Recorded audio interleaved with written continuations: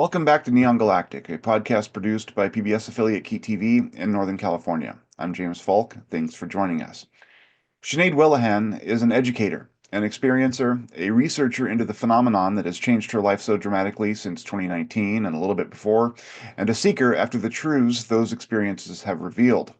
Through her work with researcher Grant Cameron and also with the Beyond Being Human organization, she's immersed herself in the experiencer community and worked hard to help elucidate the ongoing mystery of non-human contact and what it says about the nature of reality and humanity's role within it. She's previously described her encounters as overwhelmingly positive, as a massive yet beneficial reordering of her life. As we confront recent disclosures from legacy UFO programs within the government and the use of so-called psionic assets, it's only becoming more and more important to understand what so many of our best and brightest fellow human beings are encountering. Is it a trait we can all share? When did she realize she had such connectivity with something beyond the mundane? How has it changed her life? And how might it change the world if such encounters become suddenly ubiquitous? Whelehan is one piece of this larger puzzle, one who has done important work in embracing and contextualizing such anomalous occurrences within the broader framework of her life. She's got important things to say, and we're here to listen and learn. Thanks for joining us. Thanks so much for having me, James. And that was a lovely introduction. I really appreciate that. Thank you. I appreciate all you do. You've been out front, sort of leading and collecting these stories and trying to help humanity figure out what's going on, which I think that we're all sort of struggling with. There's been some narratives that have come out recently due to disclosures, the disclosure of whistleblowers and whatnot, and I think it brings the what was formerly called or still called the woo aspect of ufology and HI to the fore. And so I think it's it doubles down on the need for us to explore what's happening with folks and sort of outline and make clear that it's not necessarily some freak event for weirdos. It's like really good people who are having really powerful transcendent experiences. Uh, Mostly good. Some have reported some difficult experiences, and I don't want to, paint over that. That's something that also needs to be discussed. But what I'm trying to do here with you today is basically give people a sense of how the phenomenon and all that follows in its wake has an impact on people's lives, good and bad, and how they confront the extraordinary and how it sort of changes their life. So you mentioned that 2019 in the past on some interviews you did was a moment for you where you had sort of an awakening, and then just before the show you said there was a little bit preceding that as well, and then I know that you had some experiences going back to childhood. Can you talk Yeah. a little bit about what your relationship with that, those experiences was and how it manifested up and through 2019? In 2019 specifically, sure. So to touch on the background, so I had a lot of different experiences when I was a kid, and I had a lot of psychic ability. And then over the course of my life, I went through some difficult experiences that I think ended up kind of cutting me off from that part of myself, but also I became very conditioned to, the expectations of the outside world and what kind of humans we're supposed to be, and we're not supposed to be woo, right? We're supposed to be other things. So for numerous reasons, I lost touch with that part of myself, and yet I knew that I had, and so I was trying very, very hard to get back to it, and I had no idea how I was going to do this or what was going to occur, but I just had this really strong need and desire to want to get back to being really integrated with that part of myself that somehow was able to um, know that there was more. Like I remember when I was a kid, I just knew that there was more than human life. It was just a feeling of knowing, right? Which you'll often hear among people who have experiences. In any case, in 2017, I had an interesting experience where it felt like the universe kind of rolled out the red carpet for me to go to Peru, of all places. And I'd never been to South America before. Although travel is my absolute favorite thing, I have never been there, not even close to South America. So anyway, ended up going, and I had a really extraordinary experience there where I interacted with a bunch of what seemed to be light beings and extraterrestrials. But at the time, I didn't realize that I should take that seriously. I just thought this was some kind of incredible experience that was amazing, but I didn't really know what to make of it. I really didn't know where to put it in my life. And I was not, by the way, involved in ufology or any form of paranormal communities whatsoever. It was not a part of my life at all. I was living a very so-called normal, 3D sort of life. So I had no place to put this in my life. And yet I kept thinking about it, this 2017 experience in Peru. I kept thinking about it. It kept sort of sitting in the background. And then in 2019, I okay, so first of all, I'm a deaf woman and I have two cochlear implants. That's how I listen and speak. So in 2019, I had my first cochlear implant surgery. And so, sorry, my second cochlear implant surgery. And so this is the big surgery. It's very invasive. They go into your inner ear system. Yeah. You need to recover for at least 2 weeks afterwards. So for 2 weeks afterwards, I was dizzy 24/7. So I couldn't do a lot. Couldn't go for walks outside, couldn't read books. I was just so bored by the end of it. And so all I was really doing was hanging around, watching movies and various other things, but it was pretty rote. So this one day I remember thinking, okay, I am so bored at this point. I'm gonna watch another movie because there's nothing else for me to do. But I want it to be something totally different that I've never seen before. I want to watch something that will wake my brain up a bit, right? Yeah. And so I was just scrolling through what I think was Netflix, and I came across Jeremy Corbell's film Bob Lazar and Area 51.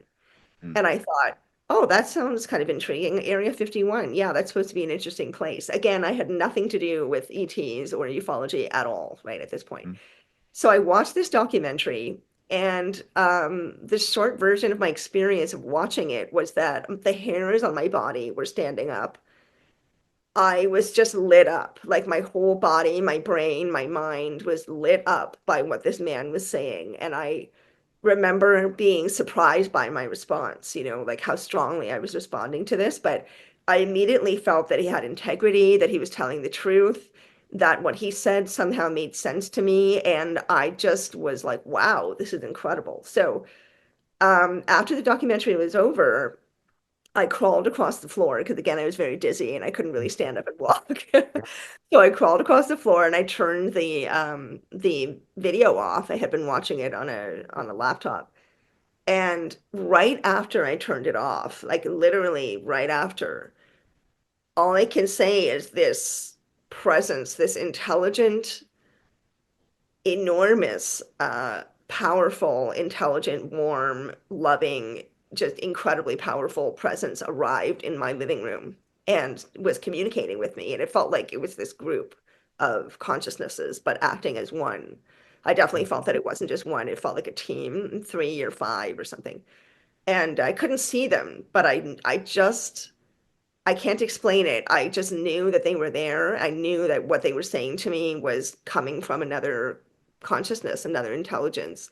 And it Mm. was basically, okay, it's time. Like it's time for you to wake up, basically, and realize that we're here. We've always been with you. We're with you now. And, you know, you need to change your entire life. You need to know that these things are real. And it's time for you to start getting some work done, pretty much was the message. So it was this very firm, very, very, very powerful. The energy was absolutely indescribable. I can't explain it. I've had that happen two more times since then, but that was the first time I really felt it like that. And then I was stunned.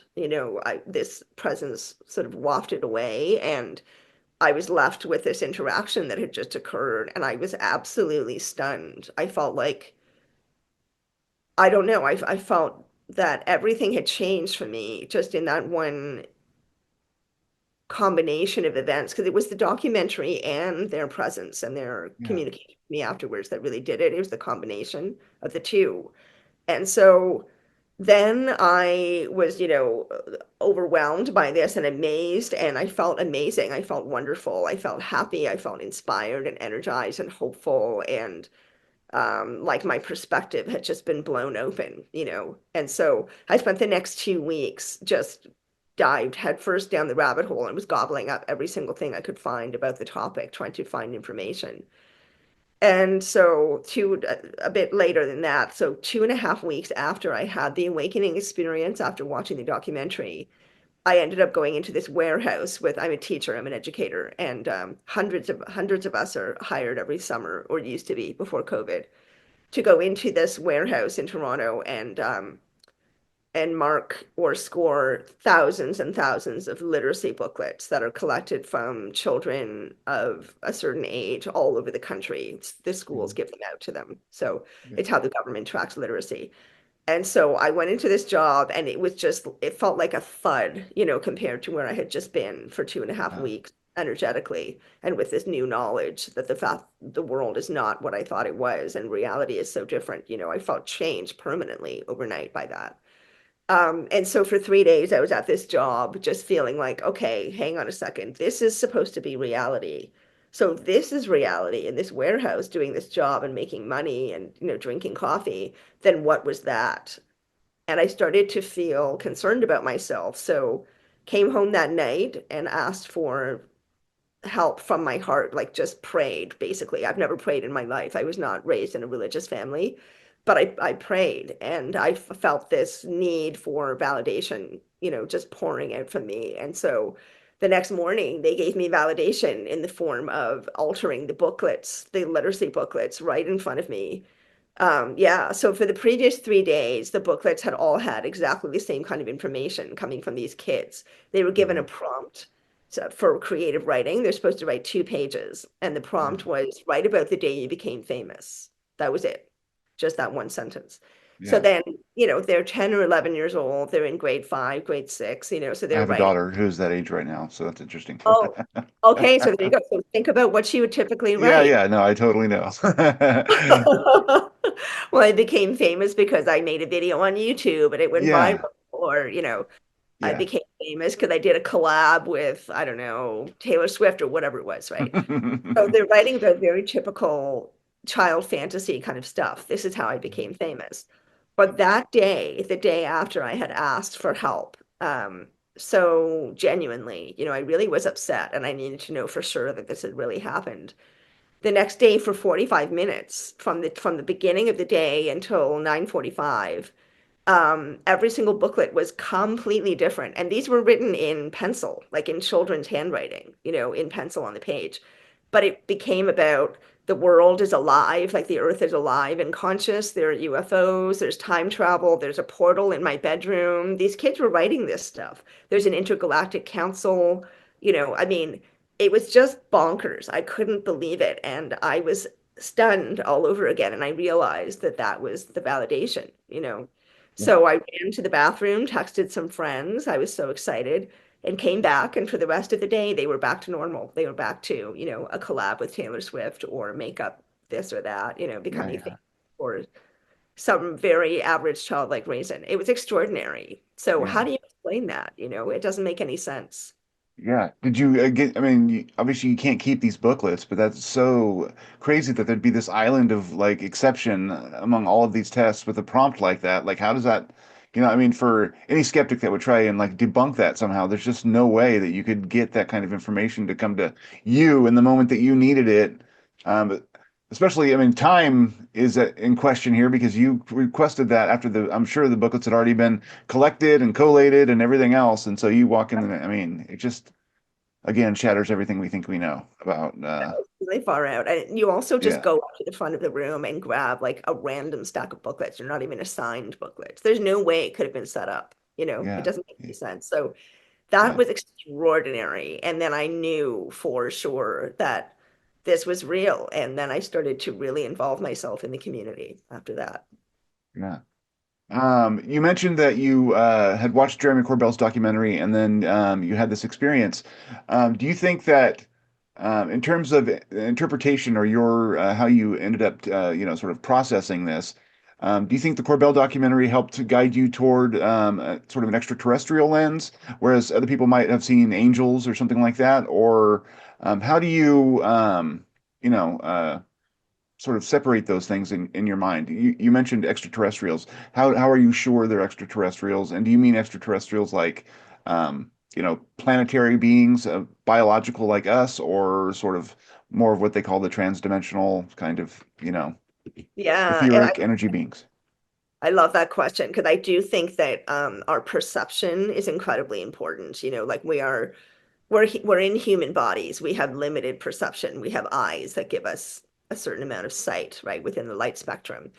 And also we have mindset, and our mindset is so much a part of how we experience the world, right? It's the filter through which we gather, we take information and experiences. So thinking about perception and mindset, I do think that there is a reason why some people see angels, some people see extraterrestrials, some people see something else, ghosts, whatever it is.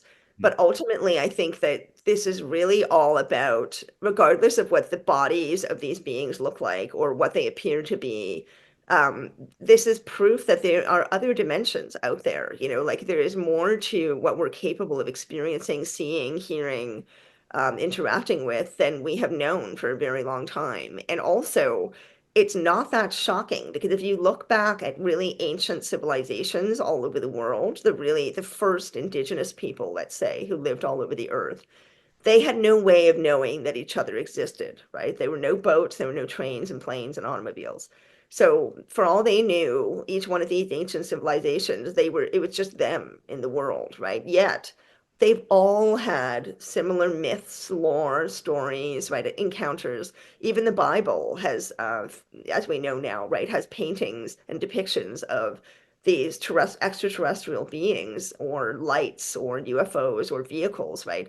That come to visit these holy people and give them messages. I mean, to me, it's not so crazy. And I think our indigenous people knew this stuff way back when they were in contact with um, the whatever you want to call it, the ether, the paranormal, whatever it is that allows us to communicate with what's beyond this dimension, they were able to do that. So I think this is a normal human capability, and that and we have become incredibly disconnected from it, and that now we're at a point where there's something going on this planet where, duality is really colliding. And there's a lot of really awful, awful stuff happening out there. But at the same time, I can't recall a time when, on a mainstream level, people are talking about consciousness and evolution and, Yeah. unusual experiences. So I think it's really up to each individual person to translate what they're experiencing and what's going on. But in my case, I feel that, all I can really do is follow what I'm being pointed to and directed towards. And it's more than extraterrestrials. I mean, I'm having a wide variety of different experiences and communication. I do not think it was an accident that I was directed first towards extraterrestrials, though. Yeah. Interesting.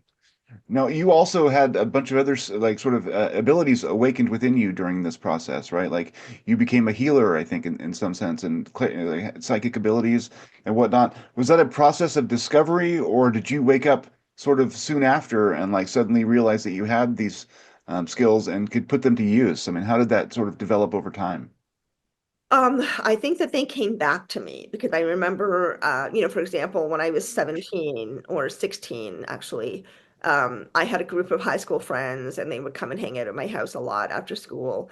And this one girl named Nancy, who was a close friend of mine, asked for a massage. And I had no idea how to do massage. I'd never done one before, but she was in a lot of pain from her neck. So I gave her a massage. And at the end of that, she turned around with this look on her face and she said, "You are really, really good at that. Like, do you not know that you're really good at that?" And I said, "No." And so then it started happening where my other friends started asking me for a massage. And then word kind of went, got passed on word of mouth to other people who started inviting me to film sets to give massages to the camera operators who at that time were carrying these huge, enormous cameras to track movement of actors right through a scene. And it just sort of went from there. But I heard such amazing feedback. It just seemed to be something that I was just naturally able to do. And then I became aware of what was happening while I would do these massages, which was very interesting. The more I learned, as I started reading about these things, the more I learned that this actually does happen for people who do healing, where I would see the inside of the person's body. Like I would just be able to see where they were having difficulty or pain, and I would just know to go there and then know what to do. And they were always shocked that I'd be able to do that. So it just seemed to happen quite naturally. But as a child, I also remember um, attending a kindergarten that was for children who were of mixed abilities, meaning some kids who had disabilities like myself, and then other kids who didn't have any disabilities, putting them in the same classroom and just allowing them to socialize with each other. Mm. And there was a girl who had brittle bone syndrome, and she was in a wheelchair. I remember her very clearly in my mind to this day. I can still see her. And apparently, I made myself her guardian and her protector, and I was, wheeling her everywhere she wanted to go and making sure she was safe and protected. So it does seem like I kind of came into this lifetime with the affinity to be a healer, but these experiences that I've had have absolutely allowed me to reconnect with them, get to know them on a much deeper level, get back to them, and then also grow them and expand them. And part of that is because there's so much more actual information about these abilities now that's out there, that's accessible to us, that we can make use of to learn from and to study and practice. So that's been really helpful as well. It's interesting to me. There's been a lot of discussion lately. I mean, starting with the telepathy tapes. I don't know if you're familiar with Yeah. the podcast. I had Kai on the show, and so that was a privilege, and I really enjoyed our conversation. Amazing. But there's been this thing about kids, especially kids generally, but kids with autism and kids with special needs in particular, and then also this idea that there has been so, for instance, the Jake Barber was doing his interview on News Nation with Ross Coulthard recently, and he was saying that there is kids seem to naturally have less of a filter where these realities are and can sort of engage more naturally, and that Mhm. we accrete a kind of barrier over time through socialization or whatever else, and that's one of the reasons why we have such a hard time, grokking and interacting with this stuff. But he basically the idea seemed to be that there are groups of people now that are recruiting or dealing with kids who may or may not have special abilities. There's also been the rumor that the GATE program in the United States used to do that. And as an educator, I'm wondering what you think about that. Like, in terms of, is it dangerous for kids to be isolated and developed if they have these kinds of abilities as kids, so as to hopefully preserve it and help it grow as they get older? Or is that something that we need to be thinking more and more about as we move into a future where this may actually be a more important part of, the reality we share? Oh, great question. You asked terrific questions. Love these questions. So, yeah, I feel that it is very important for us to learn from these kids, but in terms of isolating them and studying them, no, I don't think that's a good idea. It's going to affect the child in a traumatic way, most likely. It also puts them completely at the mercy of the adults that are there running the experiments, and we don't know the intentions. You don't always know the intentions of those people. Um, I don't think, I think there's some feelings, or there's a kind of narrative in the North American perspective about children being taken away and studied being very, very nefarious. Like this is always a nefarious thing, right? It makes me think of E.T., the movie E.T., when Elliot is taken away with E.T. and they're put into the tents and isolated and they're Yeah. sick. Or 11 in oh gosh, what is it? Stranger Stranger. Things. Yeah, Yeah. yeah, totally. Yeah. So 11, right? There's just so many tropes like that, or there's such a dominant representation of that trope where children are taken away and studied and isolated. I'm not sure that it would necessarily be like that. I think that it is helpful to learn from these kids, but I think that the way that Kai is doing it and Diane Powell, right, the original Mhm. researcher, Yeah. is very ethical, very kind and respectful to those students and their families, and also Yeah. allowing the parents to be part of what's going on, right? Because the parents are really the kid's lifeline to the outside world and they understand their child the best. So I think there's new research that's being done differently, right, with a more compassionate lens, and also um, researchers are more able and willing to share what they learn now because there's more excitement about these topics and less stigma about them. So I think that's really promising. But I also feel that, I mean, there's a remarkably high number of babies being born with autism now, a really, really high number. And so that's really interesting. We can say, okay, well, it could be caused by environmental pollutions, toxins in our, food, hormones in our food, whatever. Maybe, possibly, but there is something there is something really different about them. And, I say that coming from the perspective of not just a person with a disability who's worked actively in the disability advocacy community and social justice community since I was a teenager, but also as an educator, having taught only kids with special needs for my entire career, which is now 17 and a half years. Um, I have worked with many, many, many children of varying ages and different kinds of exceptionalities, as we call them, Yeah. disability. But the kids with autism are definitely different because they present as if, especially if they're severely autistic and they're nonverbal, they present as if they have no idea what's going on around them, when actually they know exactly what's going on around them. They're intelligent. If they're in there, it's just Yeah.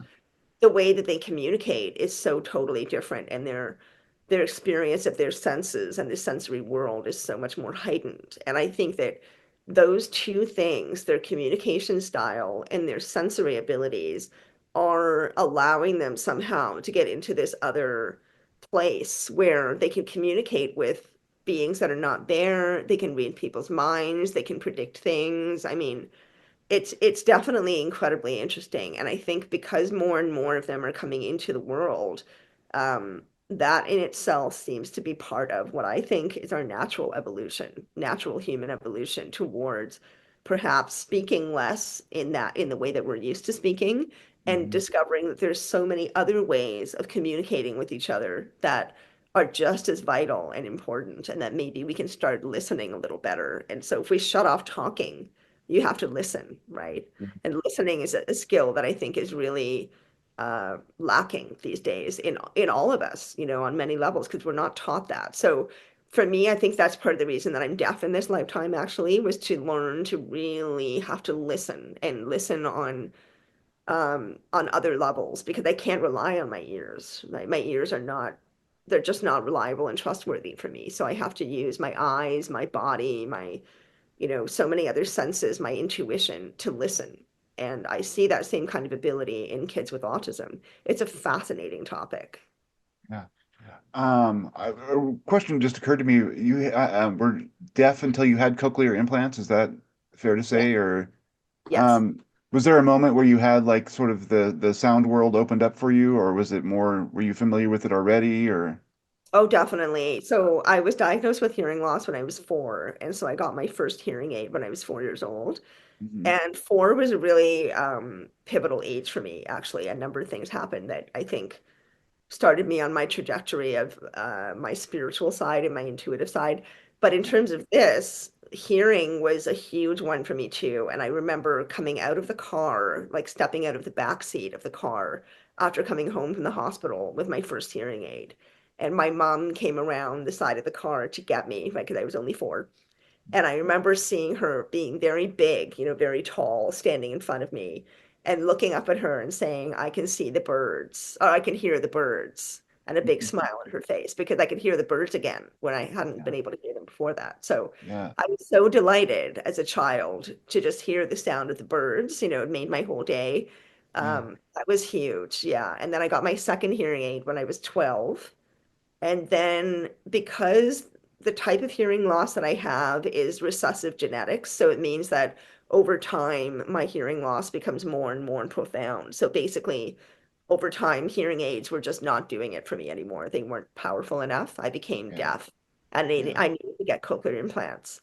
And so then I had another series of experiences where I realized, oh my gosh, I can hear this again. And I hadn't even realized that I couldn't hear it anymore, because it just Yeah.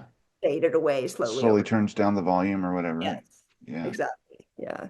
It's interesting that, I mean, there may be, I mean, I guess I'm asking, is there a comparison to be made between like losing and gaining that sense of hearing and then losing and gaining this sense of the other, it seems like those are similar journeys, and I don't mean to speak for you, but it seems, I totally agree. Yes, I think my hearing loss and my deafness has been a very, very big part of what has allowed me to connect in other ways. Yeah, for sure. So it's made me, when you can't hear everything that's going on around you, you are sort of naturally put in the position of having to observe, right? and study other people to be able to catch what's going on. There's so many subtleties to speech. For example, sense of humor. Like I ruin people's jokes all the time because the subtlety of how they're saying it, I don't realize that they're making a joke. I think they're being serious and I will respond seriously. It's a hard Yeah. thing to explain, but it still happens to me. And so, it did put me naturally in the position of having to be an observer and watch the world around me, right? So that is at once isolating, but also um, becomes a skill or a strength, Yeah, right? and an advantage, I bet. Yeah. Yeah. So both of those things, the isolation and the developing ability to observe really subtle things in human nature and in human communication that were behind or underneath words, right? Because I couldn't always hear words. So I would listen for what was behind them. I started realizing that I could actually sometimes read people's minds and I could, do certain things like that that I dismissed because I thought, well, that can't be real. I must be making it up.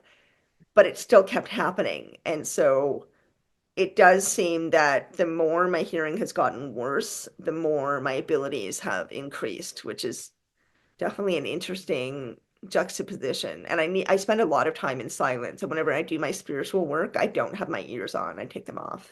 Yeah. Yeah. It's interesting, I mean, a lot of the ancient spiritual teachers talked about people need to stop talking. I mean, not necessarily total silence, but like the useless conversations that we fill our days with is so distracting and often so menial, that we end up living in a space that's sort of cuts off anything transcendent because we're always focused on surface level realities. So, I mean, there's that to your point, and then also the fact that language is always so slippery. So, like, we can never really, even though like we may, have the same vocabulary, what your connotations are with a given word or those sorts of things, we think that we're effectively communicating all the time, but we aren't. I mean, it's always really slippery. I mean, the postmodernists in literature studies talk about how you can't pin anything on language because it's always so hard to Yeah. pin down. And I think that that's true. And if we could find a way to connect on a deeper level and see sort of another, find another window to what's true about each other, that would be a profound, thing for our society. Um, Agreed. so Agreed. yeah, Yeah. sorry, It I'm all sort of keeps us in our going head. on. Go ahead. So no, you go ahead. What were you saying? I want to hear the I don't last. even know. I was just blabbering. Go ahead. Well, I was just saying that, all this talk that we do, and especially these days, everybody has, everyone's got one of these, right? Everyone has a phone, everyone has a platform, everyone can Yes. say anything that they want all the time. And there's a lot of talking, but it really is a disadvantage, I think, in terms of us being connected because it keeps us in our heads, right? Yes. It keeps us living from the shoulders up. And then we're not really in our bodies and we're not allowing for all of the information and the knowledge that our bodies have to communicate with us also. And that is a very big part of being able to connect with whatever it is that's out there reaching out to us right now, right? The phenomenon. And I mean, I think it all also reinforces our egos. We become way more egocentric, especially Totally. with things like social media, because it's all about what's your opinion on everything that happens, as if every person's opinion on everything that ever happens is important. It's really Yeah. not, you know? We become obsessed with having, it's like if you don't have an opinion about something, somehow you're lesser than. And Yeah. in reality, all that does is breed conflict, and it's that's why one of the things about this topic that I find so energizing is that it allows people who are opinionated about a lot of other things to kind of forget about all of that and focus on something that brings them together and Mm, could potentially do that for the whole species, And I love that. I love So, I that. mean, I wanted to ask you about your ontology. I mean, that's a big word. I use it a lot, probably too much. But like through all of this, what have you come to in your conception of what reality is? I mean, there's a lot of different systems and a lot of ideas about like the universe is one, and we're all kind of aspects of this, universal mind or whatever. What are your thoughts about this world we live in and what it represents? Oh boy. so many things. I wouldn't be able to fit them into this conversation, I'm but sure. Yeah, yeah, of course. I mean, I think about the state of the world and the state of being human beings, pretty much all the time, probably too much. You said to use ontology or ontological too much, but I really do I think about these things constantly, and I really should probably give myself a break every once in a while. But Sure. I think it's important to think about, especially now, we're going through such an incredibly unprecedented, literally, really unprecedented time on Earth because we have never quite been in this position that we're in now ever before. Um, and there's a lot going on that I think is simultaneously beneficial if we choose to use it that way or if we're able to use it that way, but also could be harmful. So I feel like we're all at a crossroads where we have a lot of choice in terms of where we can go. So reality, I think, is largely made up of our choices and our decisions. And I don't mean just in this lifetime, I mean even previously to this lifetime. I think that we choose to come into certain lifetimes, we choose to have experiences and hopefully learn from them. I think that reality is constructed. I mean, even if you just think about energy, right, on a very basic scientific level, we know that everything is made up of energy. Every single thing. Like I can pick up this bottle of moisturizer and it's made of a whole bunch of tiny little atoms that are vibrating at a frequency that I cannot conceive of, right? Yeah. But if I had more ability, if I was Neo in the Matrix, I'd be able to just put my hand through this bottle of moisturizing cream, right?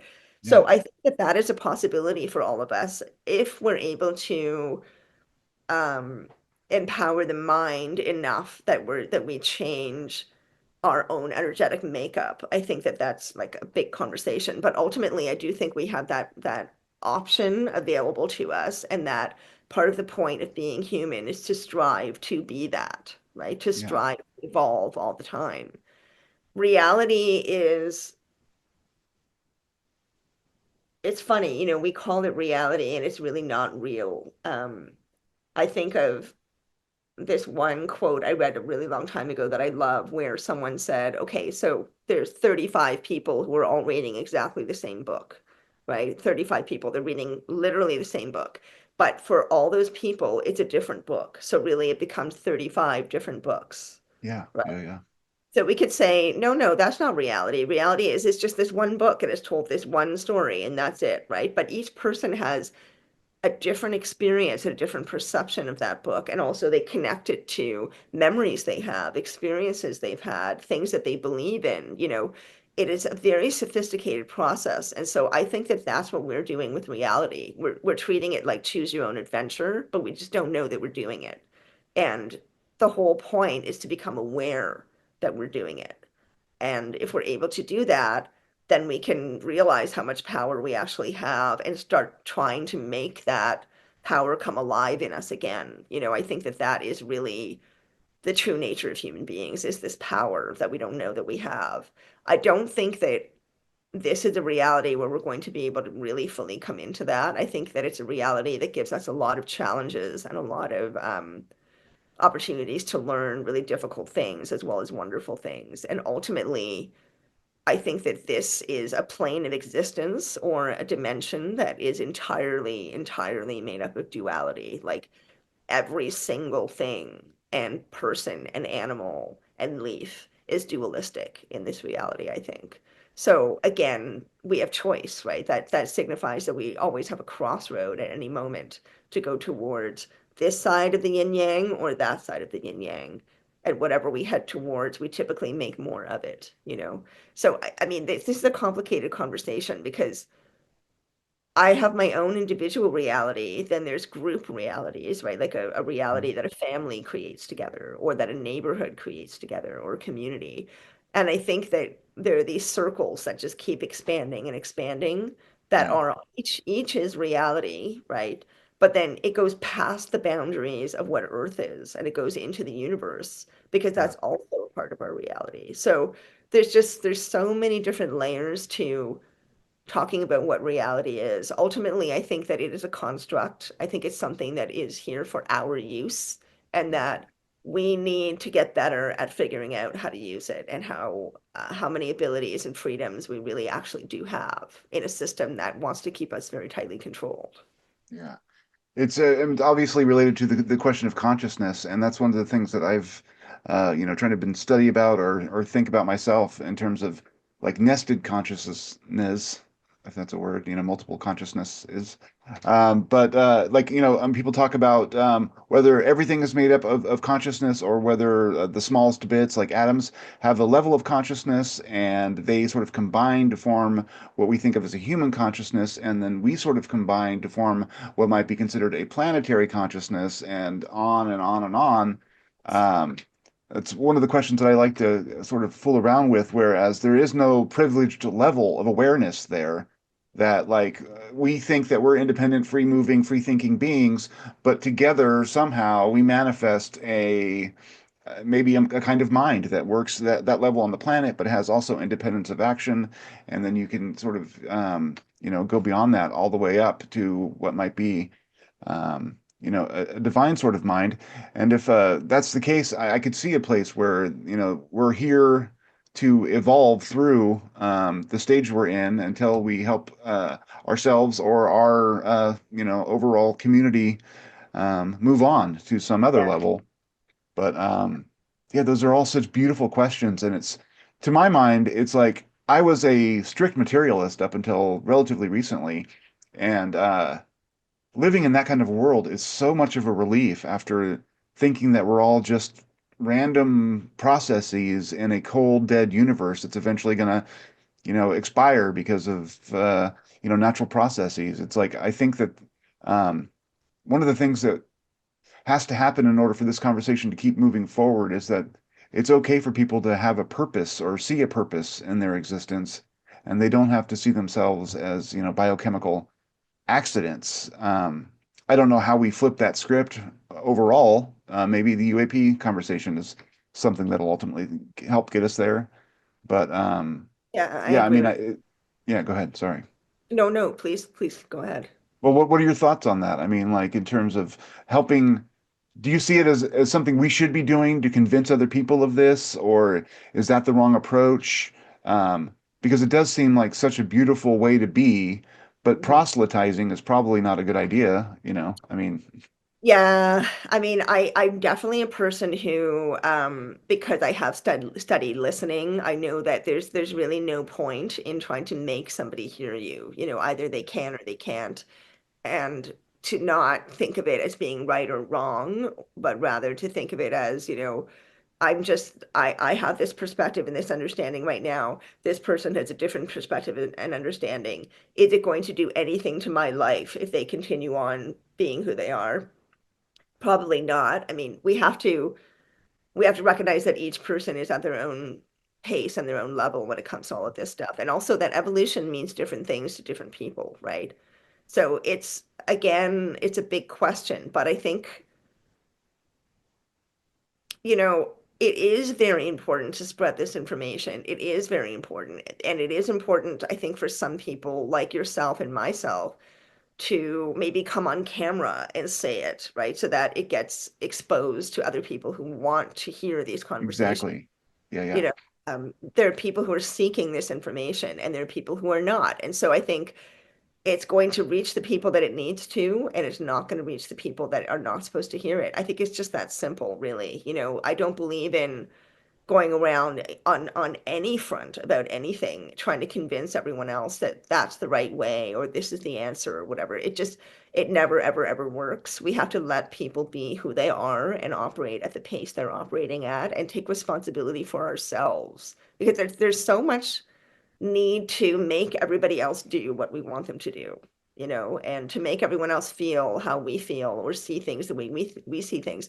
You're going to be spending the rest of your life miserable if you do that. I really think that, taking personal responsibility and becoming the most of what we want to become is the point, because then you automatically radiate that. If you're somebody who's into UFOs and extraterrestrials and what that means on a bigger level for humanity and for consciousness, you're going to integrate that understanding into who you are, and it's going to come out in your conversations and, the way you are, the way you behave, the choices you make. other people are going to see that, and that's a message. You don't have to go out and say to people, hey, listen, this thing is true and you should believe it. Just be like a walking example, and people will either get it or they won't. Yeah, a Yeah. beacon, right? I mean, yeah, shine for other people to kind of see what it does for you, and maybe they'll want that same journey, and maybe not. I think that that idea of we're in a moment where there's a lot of fear because of things that are happening in the world environmentally and politically and everything else. And like for myself, I find myself sometimes fearful of the future. Like if we don't address some of these calamities that are piling up, then the future may be very bleak, on the planet, and so that can be scary. But I think the wrong response is to act from that fear and go out and be like, all of you need to change. We all need to do this thing. Everyone needs to behave a prescribed way, and if we don't, then certain doom. It's like that just spreads more fear, and it spreads sort of like a contagion. Whereas if we're more accepting of folks and listening to what they have to offer and allowing them to grow on their own, I think that's a much sounder and safer and a better approach. And it's something I've had to sort of internalize politically in the U.S. because like there's a lot of people I disagree with politically, and some of them have ideas that I totally don't understand. But rather than be angry at each individual person who has a different idea than myself, it's like I feel like I need to start accepting who they are, hearing what they have to say, and then just trying to engage with them in kind of a loving way, you know? Good for you, James. Honestly, I mean, there's what other way is there to do it? Because wouldn't you want to be treated that way yourself if there was someone who saw you the same way that you're seeing them, right? Like, I don't Yeah. understand And they you. do. And they do see me that way. I mean, it's like we're always antagonistic that way, Yeah. unfortunately. Yeah, and it's happening. And I think, this antagonism that people are talking about, because of course it's a big topic of conversation right now, how hard people are being on each other. Even if it's just YouTube comments, right? There's this sort of unpleasant side of human nature that seems to be coming out. And to me, I think that's just because the world has become so much more of an uncertain place. And when we human beings feel uncertain, we get scared. And when we get scared, we start lashing out, right? So, this is all tying back to, I think, conscious evolution, because when you're someone who's focusing on consciousness and evolution and developing as a human being, you're then going to be thinking about how you feel. You're not just going to be feeling and reacting. You're going to be thinking about your feelings. And so, you're less likely to just throw something out there, anger or vitriol of some kind, or a nasty YouTube comment. You're more likely to go, well, hang on a second, is this the kind of human being I want to be? What are the effects of this action I'm going to take? You're more likely to do that. So I'm really pushing for people to know themselves. And I think that's regardless of political inclination and um, skin color and culture. Everyone wants to feel the same things. We want to feel joy. We want to feel at peace. We want to feel loved. We want to feel that we love ourselves and that we're okay with ourselves and we're not walking through life with shame and guilt. I mean, being human is really damn hard. It is really Yes. hard. Yeah. And we're pretty strong. I think we're stronger than we give ourselves credit for, and we need to maybe see more of that strength in each other rather than all of our flaws. We're constantly pointing out what everyone else is doing wrong, but are we pointing out what we ourselves are doing wrong? It's really easy to point the finger at other people, but if you don't do that work yourself, a popular phrase is shadow work, right? Like you're doing your Yeah. own shadow work. I see it as just taking responsibility, like really being willing to delve into who you are. Um, because there's incredible depth in each one of us. And then that changes our relationships with everybody else around us, regardless of whether they vote this person or that person. You Yeah. know? It's interesting. I'm in recovery. I had addiction issues in the past. And one of the things that they teach you is that you have to clean your side of the street. That no matter what situation you find yourself in life, especially with other people, you are always bringing something to that relationship and are at least, equally responsible for the outcome of that interaction as any other person. So Yes. carrying around resentments is counterproductive because if you really want to find the source of any conflict, it's going to be within you.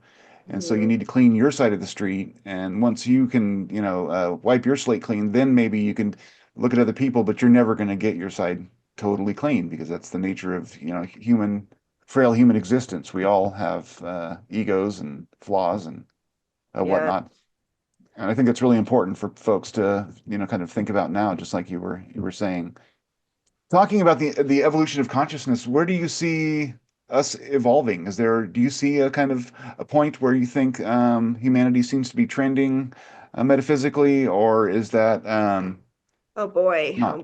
oh boy. Gosh, James, I yo-yo up and down with my thoughts on that, my answer to that question so often because it feels a lot like we're surfing or something right now. We're trying to ride these waves that just keep coming and keep coming and keep coming. And so I am often spending time just trying to find my equilibrium in there and, to remind myself of the fact that I really do believe that human nature is inherently good. I really do think that. I think that most people who turn out to be really terrible people have probably been through really terrible things that made them Sure. like, and that does deserve compassion. Even if their actions don't, they do as a human being, right?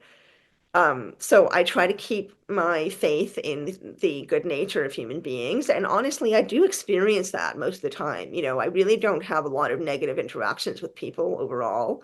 I find that when you look someone in the eyes and you ask them how they are, or you give them a smile, or, just these very simple but powerful moments of genuine warmth and humanity, human connection.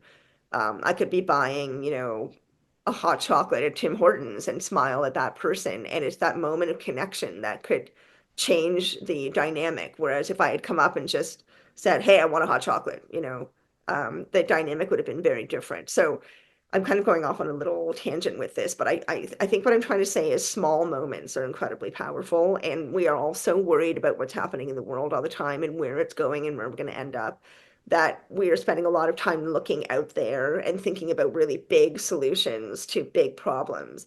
But to me, I feel like what's happening in our everyday real life all the time around us, when we go to get gas, when we go to get hot chocolate, when we're interacting with a colleague, those moments are also extremely powerful because they're an opportunity every time to show our humanity. And if we were all doing that on that little scale every day, it would completely change the atmosphere, right? And it would change how we feel about where humanity is going. So I think that, again, focusing on the self and the actions and choices we're making in our own lives are really important because it connects directly to our trajectory, where we're heading. Everything we're doing right now, today, in this moment, is creating a future. So are there terrible things and terrible people out there? And, are things looking really scary? Yeah, they are. Yes. But are there also really incredible people out there who are doing amazingly powerful, wonderful things? And there's a lot of reason to feel that the earth is going in a good direction. Yes. It's just that we don't hear that. We don't hear that in the news. We don't hear that on social media because those platforms are run by fear because that's what makes them money, right? So, I don't know. I feel like a lot of it is about looking beyond what's coming at us through our phones and through our laptops, through screens, and really getting into, I guess, that faith and trust that we all used to have when we were kids about people and how people are really inherently good. Because I do think that we are. And I think Yeah. we can still draw that out of ourselves and out of each other with small choices and decisions we make every day. The big things like climate change, that's also true in this capacity. Like, what if we all stopped buying disposable cups all the time? Everybody just made that one choice that would have a massive impact on the planet, just that one thing. And you'd think, well, but that's not a big deal. I only get one disposable cup a day, or, usually I'm really good and I use my thermal cup.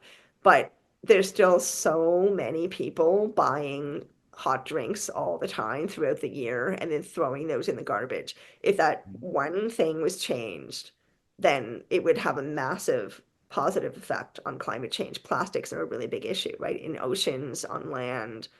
Um, I don't know. I feel like thinking ahead to what's going to happen on Earth, is it going to be this or is it going to be that, isn't necessarily helpful, at least for me, because the Yeah. future is largely unpredictable. There's a million different possibilities of how the future could turn out. Yeah. There really are a million different possibilities, and I have no control over at large what's going to happen to the earth. All I can do is my part. Yeah. So that's how I think of it. I think of it as, the drops of water that eventually become a lake or a pool or a pond. I have to do those really small things that are also powerful in order to make a bigger difference later. Does that make Yeah. sense? No, absolutely it does. I am struck by a book I had read a while ago, Conversations with God by Neil Donald Walsh, I think his name was. And the book struck me pretty hard when I read it. And one of the things it talked about was there is love and fear, basically, in human society and in the universe more broadly, and that we have a choice between which one we want to engage in, but the one we engage in breeds more of the same. And so if we sit around dwelling in fear, no matter if it's like sort of trying to prognosticate what our, planet's fate's going to be, or any of those things that we tend to draw negative things to us, or we create more negative energy. But if we focus on what we have in common and what humans can do together, and hope for the future and hope for each other, then we can breed that energy, and you can manifestly change the outcomes by just focusing on how you put your thoughts behind one or the other. And I Yeah, think and I mean, that's, looking at what actually occurs versus what we're told would occur, right? Like people, there's one of the phrases that's really bothering me right now is people suck, I hate people. A lot of people are saying this. I think that's really sad because if you look at reality, quote unquote, I'm using that word very ironically right now, but if you look at, what happened in Los Angeles, these horrific fires and how neighbors came together to help each other, like everyone flooded in there. Firefighters from Mexico, firefighters from Canada came over to help the US. I mean, the neighbors and the people that lived in that vicinity went around, drove around looking for lost pets, looking for elderly people who might need help. Everyone went to help.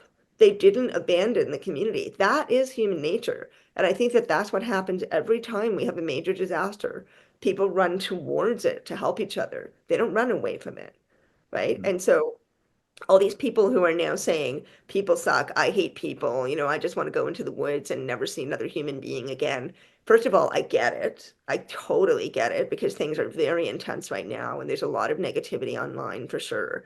But let's be realistic here as well and look at what's really happening all around us. You don't have to have that perception. You're choosing to have that perception that people Mhm. suck and people are awful. When right in front of you, there was this very well publicized event that ended up creating, a huge wave of compassion and love in that area, right? From so many people. So I don't know. I just feel like it's really important to not get swept up in rhetoric and not get swept up in the trends of what's being said because it is really powerful. And a lot of the time we don't even know that we're getting swept up in it. We think we're being critical thinkers, right? Yeah, Just keep balance and remember that there's duality everywhere. It's not all bad or all good. It's both, right? yeah. Yeah. And I think that as we get closer to, I mean, I tend to agree with you, or that think that we're moving toward something, and I don't know what that is, but that polarity seems to be more activated. Like we get, more negative stuff, but we're also seeing more positive stuff. And what we choose to focus on and accentuate may end up playing all the difference in the world. Yeah. And if you're an online citizen, you're going to get bombarded with the negative. So like put as much positivity as you can online and kind of ignore the rest. Seems like a good message. Yeah, yeah, and like be a little humble, like remind ourselves that we're really maybe not that developed as human beings. I think we've got a long way to go and we should be patient and kind with ourselves, right? And then also we can't expect the ETs or the aliens to come down and save us from Earth. I think that they're already here. They've been here for a long time. They know what's going on, and they have the option of making themselves visible anytime they want, which is happening more and more and more. And I think the message there is look up, like broaden your perspective, realize that this is more than what you think it is, and start acting like that. I really think that's the message overall. Yeah, that's a good question and something I also wanted to ask you about. Like, in terms of their mission, do you see it as sort of an effort by this other intelligence to get us to realize the nature of reality, or I mean, again, quote unquote reality, because that seems like the result from a lot of contact experiences is to have this awakening where you suddenly realize that reality is diaphanous and there's energies coming from all directions that we typically are blind to. Um, and it sounds like you already answered that question, but yeah, Well, I mean, I think different things. I think that, again, I'm not a black or white thinker about it, right? So yeah, my own experience with extraterrestrials and just all the crazy experiences I've had over the last several years, I feel like what it's taught me is that there are a lot of different extraterrestrials out there. Some of them are mean and some of them are nice. I'm using very rudimentary wording, but sure, some, yeah, yeah, some of them are bad guys, some of them are good guys, and some of them are in the middle. And that it doesn't make sense to say, as a blanket statement, extraterrestrials are here to control us and take energy from our souls, and they're all evil, and we're not really living these lives. We're actually in tubes like they were in the Matrix. Or to say they're all wonderful and it's all love and light, and the ascension is gonna happen and we'll all look gorgeous, and when the ascension happens, like neither of those things are real, right? I yeah, mean, 100% real. I think there's yeah, aspects of them that are going on, but I think hmm, that all I can do is speak from my own experience, which is that the beings that I'm in touch with have given me nothing but incredible encouragement, inspiration, love, support. Like I've never had this experience to this degree in my life. Like this amount of just incredible love. It's a feeling I can't explain, and support and wisdom and knowledge and communication. For me, it's been really wonderful. And I know it's not like that for everybody. And I believe that too, right? I think yeah, it's yeah, all the things. So the ones that I'm in touch with and the ones that um, we hear about, I think most often in the ufology community, they do seem to be saying, okay, guys, you're not treating each other properly. Your planet is so incredible and beautiful, and you're just taking from it whatever you need and not treating it with respect. If you continue to do this, you're going to be in trouble. That has been a consistent message for a very long time. And hello, look where we are, right? yeah, yeah, yeah, Um, but there's also this aspect of truth, I think, to the other side, which is that we are living in a system of very manufactured thinking, where we're being told what to think, how to be, what to buy, hmm, what to eat, what makes you happy, what makes you a successful human being. It looks like this, and you go to Instagram and you think that that's being a successful human being, right? So that is a system of manipulation and control that exists too. So yeah, both are going on, but I think that the ETs that are here to collaborate with us and help us realize who we really are. I mean, those are obviously the ones I want to pay attention to. So that's the choice I'm making, is to focus on that yeah, and not ignore the other side of it, but not hmm, get totally wrapped up in it either. Because how's that going to benefit me, right? It's just going to yeah, make me scared. yeah, exactly right. And fear has consequences. Yeah. I mean, last question, I guess. Thank you for a wonderful conversation, by the way. You are very insightful and wise, and I appreciate all of your thoughts. But you mentioned that there, to your mind, there's a gamut of potential influences in the ET sphere or whatever, however you want to define it. Um, People talk about like CE5 or making contact, going out and like, kind of emptying your mind, extending an intention of love and inviting contact. Would you suggest that, or would you say that there's some risk involved and maybe you shouldn't do that? How would you advise people who maybe haven't had contact yet to move forward in that regard? I think go for it. I mean, really go for it, because we're all here in this. I think in this time, we're all here with the potential of being able to connect in whatever way we want. And if you want to call it God and Jesus, call it God and Jesus, if that's what it means to you. If you want to call it extraterrestrials and angels, call it that. I mean, to me, the words don't really matter. The Yeah, labels don't really matter. It's the experience of receiving that communication and being reminded of the fact that we are so much more than a human body, And so any opportunity that people have, other than, I mean, with some caution, for example, I would never advise anybody to use a Ouija board by themselves, or even with a group of their friends for fun. There's certain things you definitely should be careful with, right? But in yeah, terms of extraterrestrials and C5, what is the risk? I've never heard of any major risk happening to anyone, or anything terrible happening to anyone in the CE5. It's all about getting together in the spirit and energy of love, of collaboration, of wanting Mhm. to have create an intergalactic community, an intergalactic relationship. I don't see anything wrong with that because we already have it. We already have an intergalactic relationship. We just Yeah.